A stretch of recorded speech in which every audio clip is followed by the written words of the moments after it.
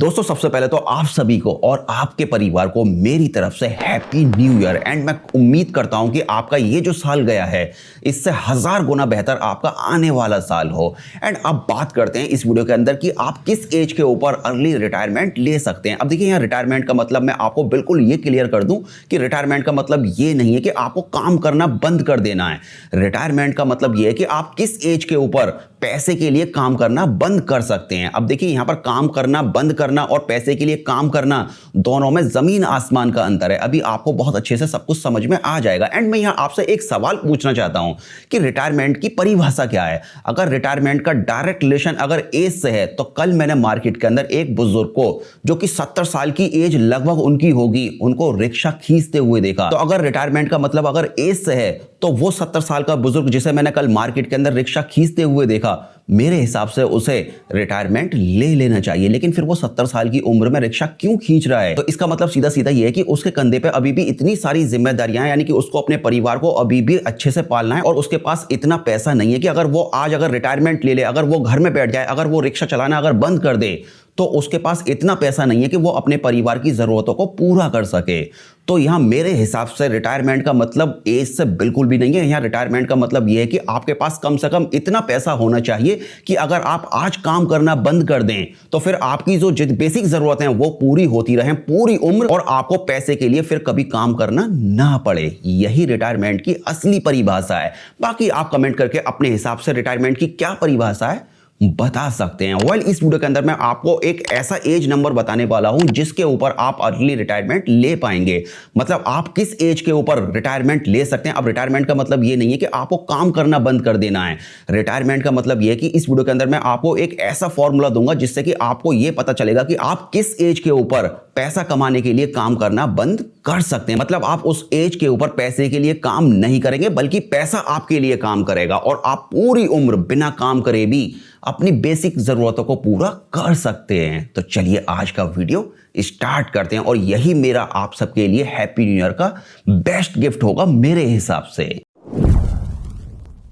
तो दोस्तों अभी आप जो एक्सेल शीट के अंदर फॉर्मूला देख रहे हैं, यहां सबसे पहले स्टेप में आपके जो भी मंथली एक्सपेंस हैं आपको उन्हें पूरी ईमानदारी के साथ पूरी शिद्दत के साथ यहां पर एंटर करना है। एंड यहां पर आप जो भी वैल्यू एंटर करेंगे उस वैल्यू को कोई भी नहीं देखने वाला, ये वैल्यू सिर्फ आप ही देखेंगे और आपको पता चलेगा कि आप कितने पानी में हैं एंड अभी आपको कितना और कमाने की जरूरत है। तो फिलहाल हमने एग्जाम्पल के लिए यहां पर मान लिया कि हमारे जो मंथली एक्सपेंस हैं वो 15,000 रुपए के हैं एंड हमारे इस हिसाब से जो एक साल के एक्सपेंस बनेंगे वो 1,80,000 बनेंगे। कुल मिला के हमारे पास 1,80,000 रुपए एक साल के खर्च करने के लिए होने चाहिए। एंड आपका जो भी एक साल का एक्सपेंस आएगा उसके अंदर ऑटोमेटिक 25 से मल्टीप्लाई होकर आपके सामने एक अमाउंट आएगी जो कि हमारे केस में 45 लाख रुपए की अमाउंट आ रही है। एंड यही अमाउंट हमारी रिटायरमेंट अमाउंट कहलाएगी। मतलब हमारे पास 45 लाख रुपए की जिस दिन अमाउंट होगी उस दिन हम रिटायरमेंट ले पाएंगे। मतलब हमें पैसे के लिए काम करने की जरूरत नहीं पड़ेगी। एंड नेक्स्ट कॉलम में आपकी जो भी इनकम होगी, चाहे वो सैलरी इनकम हो या फिर आपने कहीं इन्वेस्टमेंट किया हो तो वहां से आपकी कोई भी अर्निंग आ रही हो, उन सभी को प्लस करके आपको इस कॉलम के अंदर एंटर कर लेना है। जैसे कि फॉर एग्जाम्पल मान लेते हैं कि फिलहाल हमारी जो मंथली इनकम है वो 25,000 रुपए है,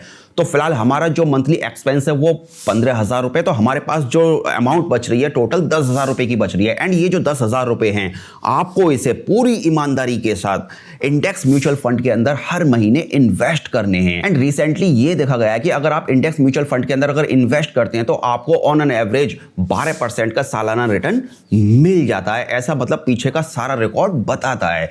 तो अगर हम मान लेते हैं कि हमें 12% का अगर एवरेज अगर रिटर्न मिल जाता है इंडेक्स म्यूचुअल फंड से, जो कि बहुत कम रिस्की होते हैं, इसलिए हमने यहां पर बिल्कुल सेफेस्ट ऑप्शन लिया है जिससे कि आपका पैसा जो है वो डूबे नहीं। तो हम मान लेते हैं कि हमने 10,000 रुपए हर महीने पूरी शिद्दत के साथ अगर हम इंडेक्स म्यूचुअल फंड के अंदर अगर इन्वेस्ट करते हैं और हमें 12% अगर साल में एवरेज अगर रिटर्न मिल जाता है तो यहां अब आपको नेक्स्ट कॉलम में कुछ साल देखने को मिलेंगे, यानी कि corpus at the end of year, जिसमें कि हमने स्टार्टिंग 5 साल से किए तो उसके बाद 5, 6, 7, 8, 9, 10 इस तरह से आपको 20 साल तक का कॉलम देखने को मिलेगा।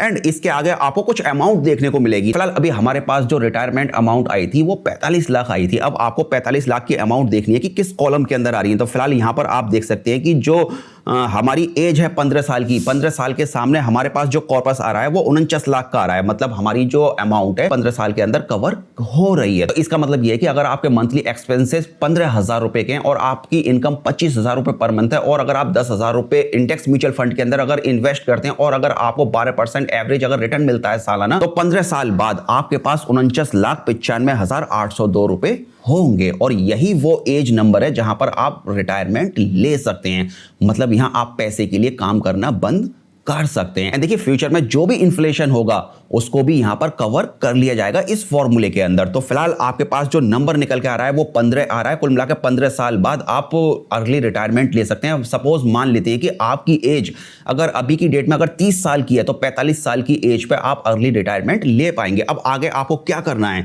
चलिए अब आगे की कहानी देखते हैं। तो देखिए अब यहां पर आपका जो एज नंबर निकल के आया, जैसे कि हमारा कॉलम A22 निकल के आ रहा है, तो आपको रिटायर एट द ईयर वाले कॉलम के अंदर A22 टाइप करना है और आपका जो एज नंबर है, यानी कि जो हमारे केस में हमारे इस एग्जांपल में 15 निकल के आया, वो ऑटोमेटिक यहां पर फिल हो जाएगा और विद कॉर्पस के अंदर आपकी जो भी अमाउंट होगी, जो कि 49,95,802 रुपए हमारी बन के आ रही है, वो हमारे सामने ऑटोमेटिक आ जाएगी।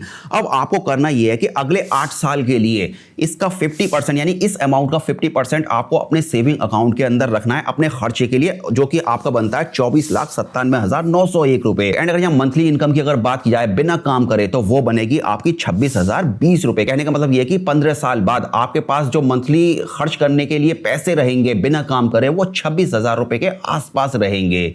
एंड अभी जो आपका खर्चा हो रहा है मंथ का वो 15,000 हो रहा है। तो हमने जो इन्फ्लेशन की बात की थी वो यहां पर एक तरह से एडजस्ट हो गई। अब देखिए ये मोटा मोटा आपको एक आइडिया दे रहा हूं, एंड फ्यूचर में 100% यही वैल्यू काम करेगी, इसकी कोई गारंटी नहीं है, मतलब फ्यूचर किसी ने नहीं देगा। यहां से आपको एक बेसिक सा आइडिया मिल जाएगा।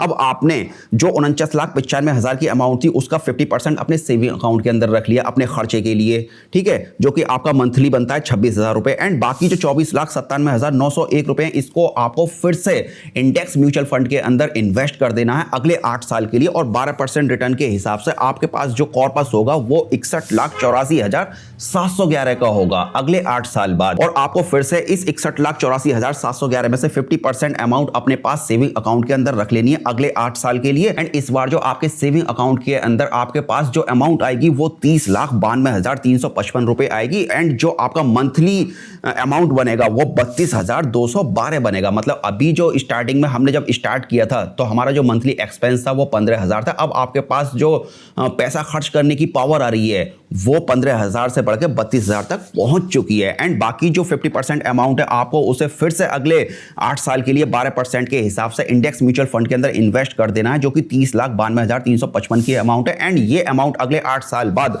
76,56,558 की बनेगी। एंड उसके बाद 50% आपको अगले 8 साल के लिए फिर से अपने पास रख लेना है, जो कि बनेगा 38,28,289 रुपए। एंड अब इस बार जो मंथली आपके पास परचेजिंग पावर होगी वो आपकी 39,878 रुपए होगी। बाकी रिमेनिंग 50% अमाउंट जो कि आपकी 38,28,289 रुपए बनती है उसको फिर से इन्वेस्ट कर देना है। एंड अगले 8 साल बाद आपके पास 94,78,678 रुपए होंगे। एंड इस हिसाब से अगर आप कैलकुलेशन देखेंगे तो आप जब तक जिएंगे, जब तक आपकी जिंदगी होगी, पूरी उम्र ताउम्र आपको पैसे की कमी नहीं होगी और आपको पैसा कमाने के लिए फिर काम करने की जरूरत नहीं पड़ेगी। तो ये एक ऐसा फॉर्मूला है, यहां पर आप अपनी एक्चुअल वैल्यू डाल के पता कर सकते हैं कि आप किस एज के ऊपर रिटायरमेंट ले सकते हैं। चलिए अब हम यहां पर एक और एग्जांपल देखते हैं, अमाउंट चेंज करके देखते हैं। और इस बार जो हमारा मंथली एक्सपेंस है वो 50,000 रुपए का है। एंड इस हिसाब से हमारे पास एक साल में खर्च करने के लिए 6 लाख रुपए होने चाहिए। एंड अगर यहाँ 25 से अगर मल्टीप्लाई की जाए तो 1,50,00,000 रुपए आपका रिटायरमेंट अमाउंट होगा। अब ये 1,50,00,000 रुपए आपको कितने साल बाद अचीव होंगे? मान लेते हैं कि इस बार आपका जो मंथली इनकम है वो 1 लाख रुपए और आपका मंथली एक्सपेंस जो है वो 50,000 रुपए है। तो टोटल आपके पास हर महीने 50,000 रुपए इन्वेस्ट करने के लिए बचते हैं और आपको इस 50,000 को पूरी शिद्दत के साथ इंडेक्स म्यूचुअल फंड के अंदर इन्वेस्ट करना है। एंड अगर आपको 12% एवरेज अगर रिटर्न मिल जाता है तो आपके पास 12 साल बाद 1,59,53,58 रुपए होने वाले हैं। अब आपको रिटायर एट ईयर वाले कॉलम के अंदर A19 टाइप करना है और यहाँ पर आपका जो कॉर्पस ईयर है वो यहाँ पर ऑटोमेटिक आ जाएगा, जो कि हमारे केस में इस बार 12 आ रहा है। और आपका जो कॉर्पस होगा आपके पास 12 साल बाद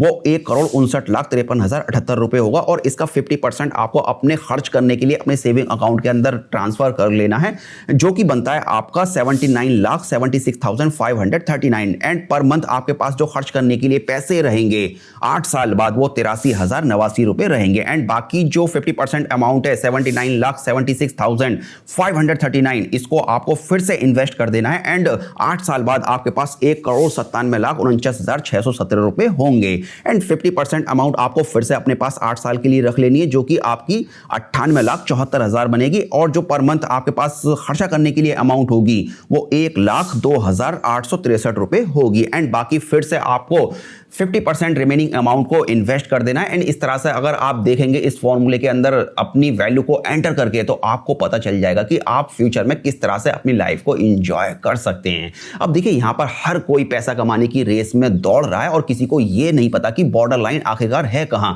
मतलब आपको रुकना कहां है। आज अगर हम 1 लाख कमाते हैं तो कल हमें लगता है कि हम 2 लाख कमा लें। एंड इस तरह से हमारी जो कमाने की हवस है वो कभी खत्म नहीं होती और जो हमारी जरूरतें हैं वो भी हमारी बढ़ती चली जाती हैं। तो सबसे पहले तो आपकी जो जरूरतें हैं उनको आपको समझना होगा और फिर उसके बाद आपको यह पता करना होगा कि और आखिरकार आपको किस एज के ऊपर पैसे के लिए काम करना बंद कर देना चाहिए। देखिए जिंदगी एक बार मिलती है, बार बार जिंदगी नहीं मिलती। तो आपको इस लाइफ में पैसा भी कमाना है और अपनी इस लाइफ को अपनों के साथ एंजॉय भी करना है। आप जो भी पैसा अर्न कर रहे हैं उसको आपको अच्छे से यूज भी करना है। ऐसा नहीं है कि आप फ्यूचर के डर की वजह से उस पैसे को सिर्फ इन्वेस्ट ही करते रहें और पता चला कि एक दिन आपकी जिंदगी खत्म हो जाएगी और वो पैसा आपका ऐसे के तैसा ही रखा रह जाएगा और आपकी जो आने वाली पीढ़ी होगी उस पैसे का वो भरपूर मजा लेगी। तो जिंदगी आपकी है, आपने मेहनत करके पैसा कमाया तो आपको इस पैसे को एंजॉय करना भी आना चाहिए। तो दोस्तों फिलहाल इस वीडियो के अंदर सिर्फ इतना ही था। एंड इस एक्सेल शीट का लिंक आपको वीडियो के डिस्क्रिप्शन में मिल जाएगा। अगेन मेरी तरफ से आप सबके लिए ये हैप्पी न्यू ईयर का सबसे बेहतरीन गिफ्ट है मेरे हिसाब से। प्लीज कमेंट करके बताना कि आपको ये गिफ्ट कैसा लगा। तो चलिए फिलहाल इस वीडियो को अब यहीं पर फिनिश करते हैं और मिलते हैं एक और नए वीडियो के साथ।